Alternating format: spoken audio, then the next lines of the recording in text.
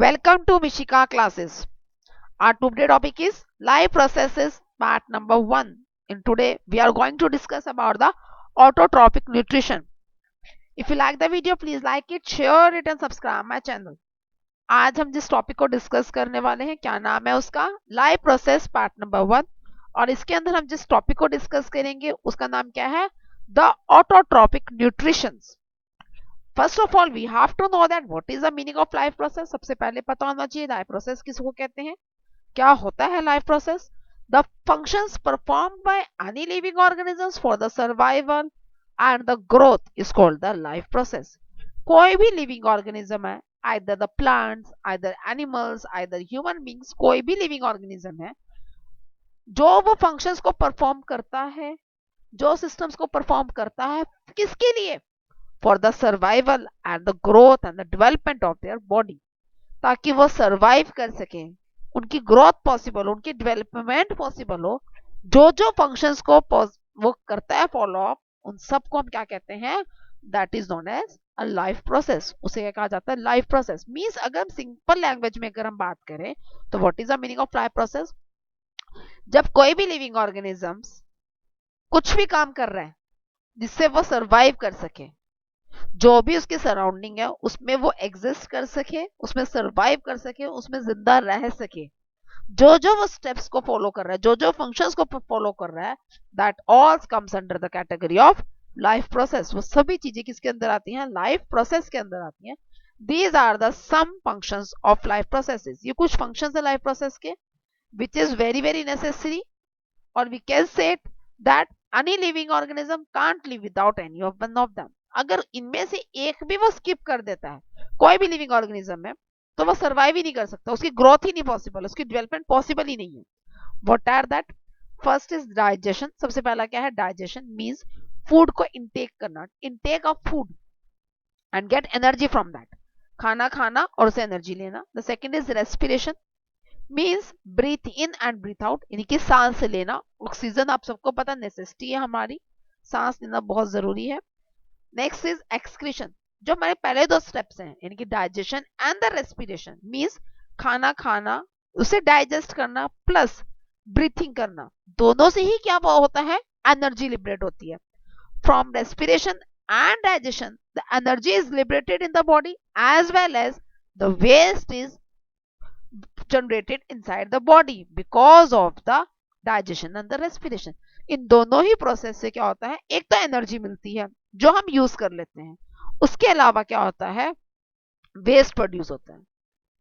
वो वेस्ट को जब आउट करते हैं अपनी बॉडी से, that is known as excretion. उसे क्या कहा जाता है, एक्सक्रीशन कहा जाता है. एक सिंपल लैंग्वेज में अगर आपको समझाऊं what is the meaning of excretion, for example एक बाइक है, I am taking example of a motorcycle, motor bike का एग्जांपल ले रही हूँ. हम उसमें फ्यूल डालते हैं, जब वो फ्यूल डालते हैं तो क्या होता है, फ्यूल डालने से जब उसको ड्राइव करेंगे तो हम चल सकते हैं, उसको हम लोग उसे ड्राइव कर सकते हैं, उसे चला सकते हैं. साथ ही साथ वो चल तो रही है, मींस हमें एक प्लेस से दूसरी प्लेस पे तो लेके जा ही रही है. साइड बाय साइड जो वो फ्यूल को बर्न कर रही है, जिसकी वजह से वो एक प्लेस से दूसरी प्लेस में लेके जा रही है, उससे साइड बाय साइड वो क्या प्रोड्यूस कर रही है, पोल्यूशन भी तो प्रोड्यूस कर रही है.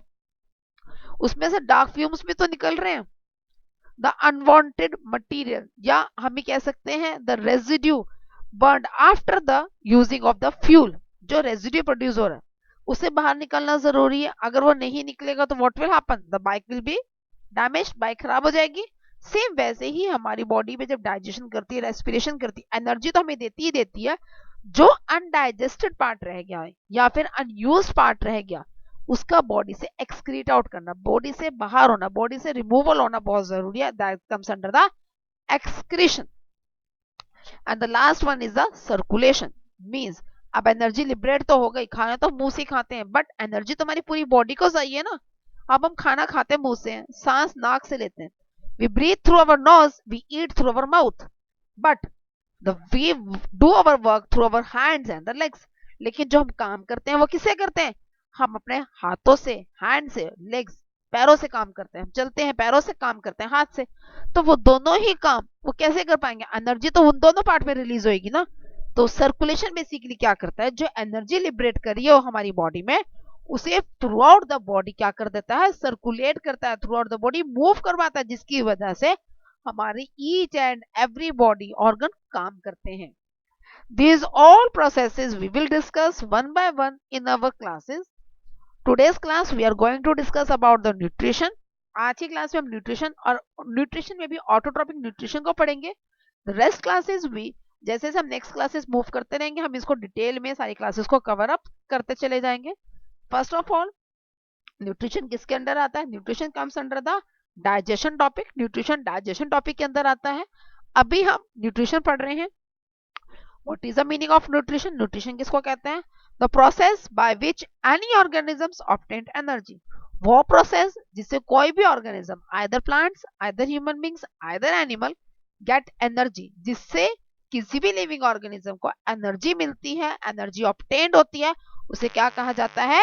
न्यूट्रिशन कहा जाता है. What are the modes of nutrition? Nutrition के मोड कौन कौन से हैं? कहाँ कहाँ से हमें एनर्जी मिल सकती है, या कोई भी लिविंग ऑर्गेनिज्म कैसे कैसे उसको एनर्जी लिबरेट कर सकता है?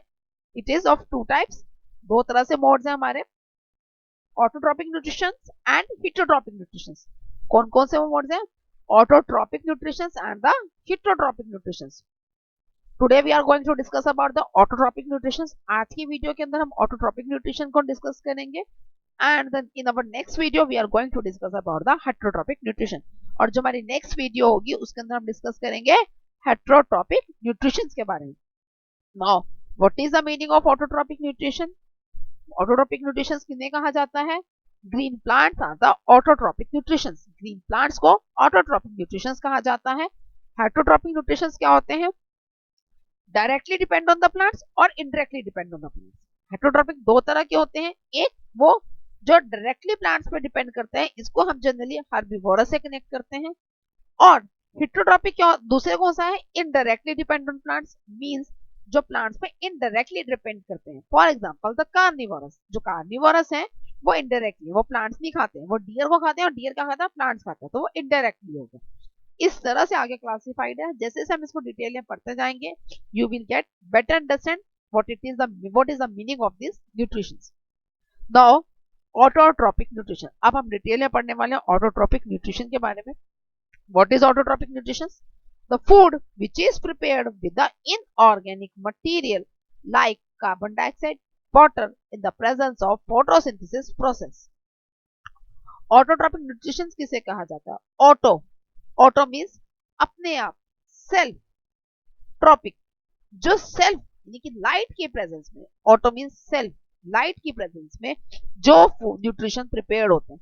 कोई भी फूड है. अब हम मान लो for example your mother is preparing food for you, she also need some raw material. आपकी मदर अगर कुछ खाना बना रही है तो उनको भी कुछ रॉ मटेरियल की जरूरत तो पड़ेगी ना, तभी वो प्रिपेयर कर पाएंगी.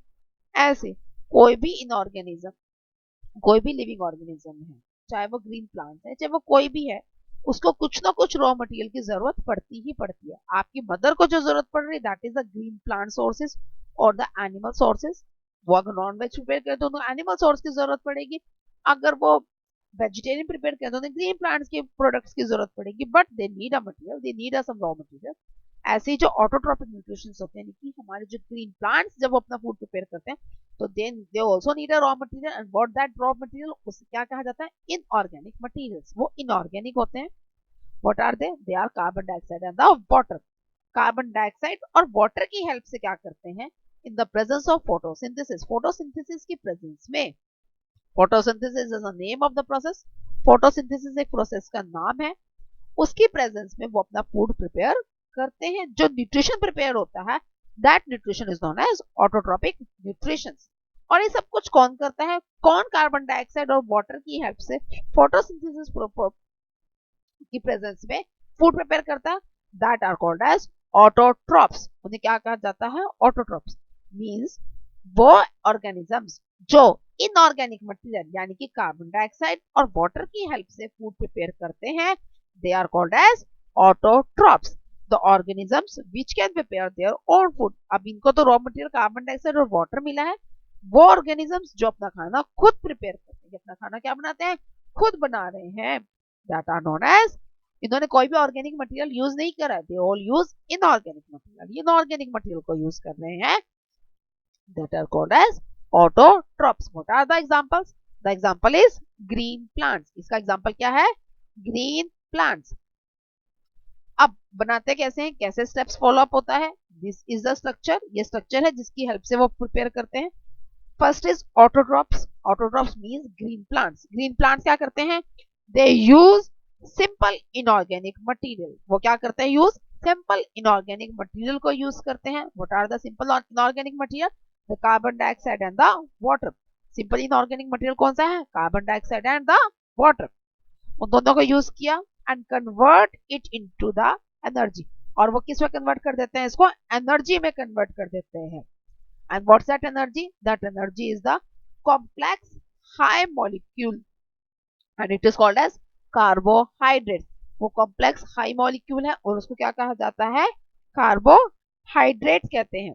Carbohydrate is a form of energy which is essential for giving energy to the living organism. Carbohydrate एक energy giving form है जो बहुत जरूरी है किसके लिए? किसी भी living organism के लिए, ताकि वो अपना बॉडी का एनर्जी लेवल को मेंटेन करके रख सकें. And how they are do, कैसे वो करते हैं? This is the process of photosynthesis. This is done with the help of process of photosynthesis. ये सब कुछ करते हैं with the help of photosynthesis process की हेल्प से. What is the process of photosynthesis? When carbon dioxide and water, जब carbon dioxide और water दोनों मिक्स होते हैं किसकी प्रेजेंस में? In the presence of sunlight and chlorophyll. Sunlight और क्लोरोफिल की प्रेजेंस में जब कार्बन डाइऑक्साइड गैस और वाटर दोनों मिक्सिंग होती है तो क्या होता है? They form glucose. Glucose is what is glucose? Glucose is carbohydrate. Glucose produce होता है. They release oxygen which we use in our breathing, जो हम ब्रीथिंग में यूज कर लेते हैं. And they release some molecules of water also. वो water के कुछ मॉलिक्यूल्स भी जनरेट करवाते हैं. The sunlight and the chlorophyll is the raw material. Sunlight और क्लोरोफिल बेसिकली क्या है? रॉ मटेरियल है. सनलाइट सन से मिलेगी. क्लोरोफिल क्या है? It is a green colour pigment present in the leaves. ये ग्रीन कलर का एक पिगमेंट है जो लीव्स के अंदर प्रेजेंट होता है. क्लोरोफिल बेसिकली क्या है? वो जो पिगमेंट है सनलाइट की प्रेजेंस में उनमें से एनर्जी निकलती है which exchange the gas and the water vapours into glucose and the oxygen. वो क्या करता है? कार्बन डाइऑक्साइड गैस और वाटर वेपर्स को एक्सचेंज करवा देता है और क्या प्रोड्यूस करता है? Glucose and the oxygen. साथ में वाटर रिलीज करवा देगा. Okay, this is the steps how the photosynthesis take place. Carbon dioxide leaves के स्टोमेटा पोर्स ने वाटर लिया, दोनों को सनलाइट और क्लोरोफिल की फॉर्म में मिक्सिंग कर दी, ग्लूकोज जनरेट करा, ऑक्सीजन जनरेट किया एंड वाटर जनरेट कर दिया. ग्लूकोज प्लांट से अपना फूड प्रिपेयर करा.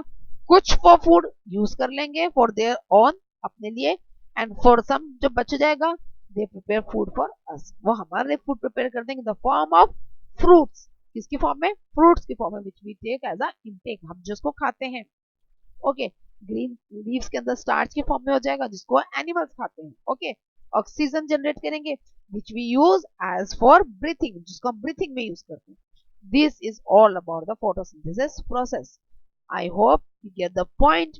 Still you have any doubt, you can comment me. If you like the video, please like it, share it and subscribe my channel.